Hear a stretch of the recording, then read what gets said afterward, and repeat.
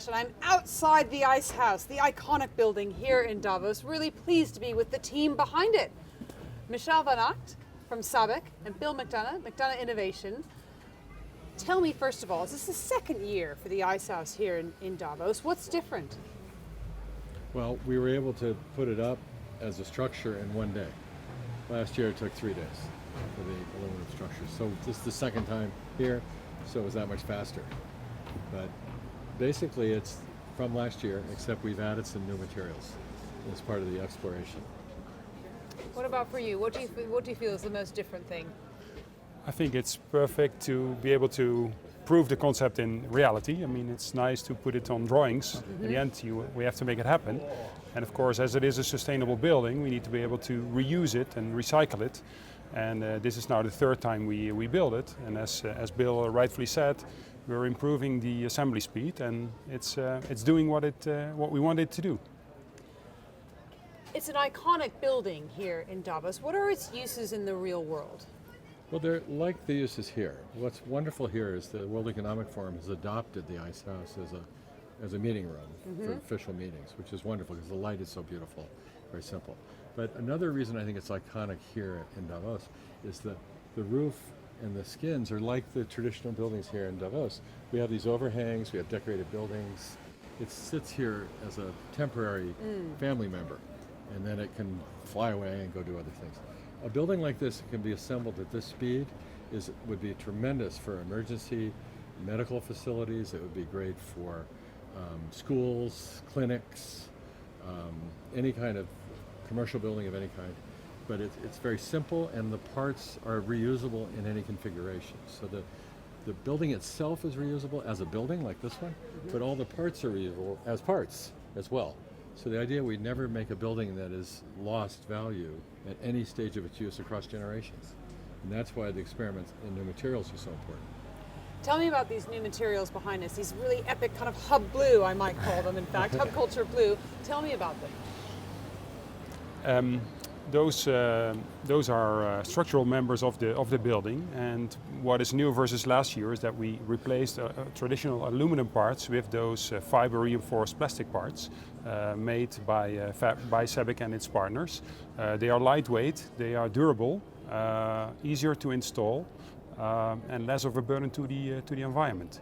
In addition, we have made new flooring panels, replacing traditional wood panels with also a fiber reinforced plastic with the same kind of properties. They're beautiful too, the floor panels inside. They're all different colors. They make you feel quite warm, actually. Well, actually the floor is heated, so that it adds to that But actually, effect. even at not, I mean, it's just the design element is what I mean. That's what I feel when you walk inside. It's a very different feeling than walking into another building. I mean, it actually, and it kind of speaks to the role that design plays in our lives. It can actually change your experience of an event. Well, I think part of it is the design.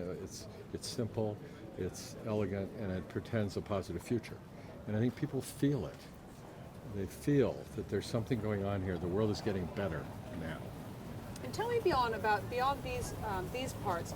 What about the windows and walls and the role they play in the cradle to cradle idea? Well, the cradle to cradle looks at materials and systems as for material and ecological health, for circular economy, for clean energy, clean water, and for social benefit.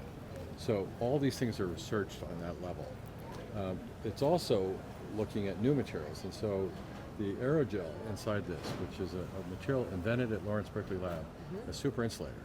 1 inch of this is the same as 10 inches of foam, is quite astonishing. So there's things going on here, and I think Michel can address them, that are new and fresh and portend something more that we're about to do. Tell me a little more.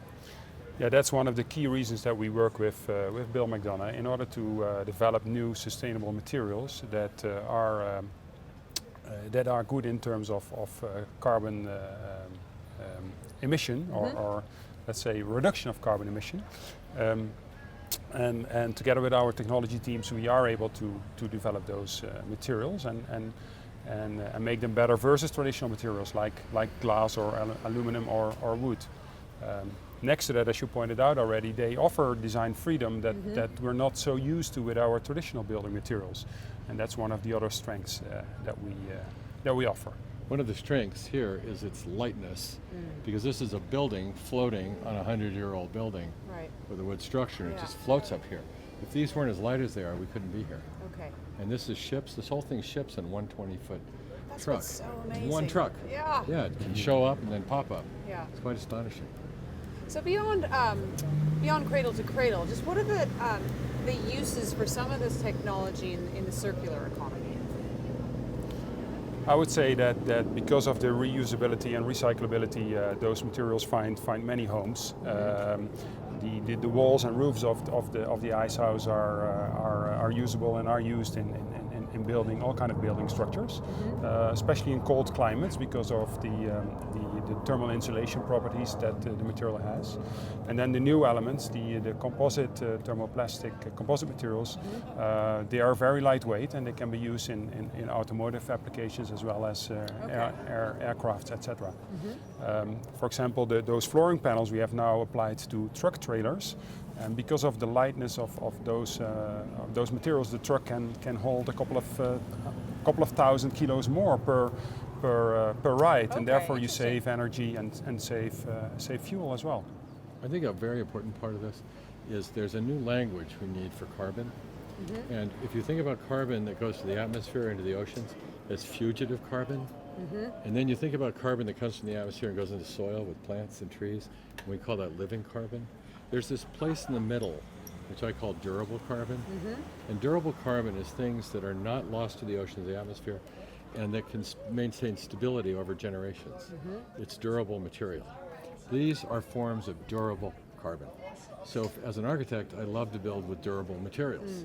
So isn't it wonderful that something like a plastic can now become a durable material? And it becomes durable not just because of its use and its particular characteristics, but also that we can recycle it over time, so it never becomes fugitive. So we're going to see it here, durable for eternity, for every Davos from now to eternity?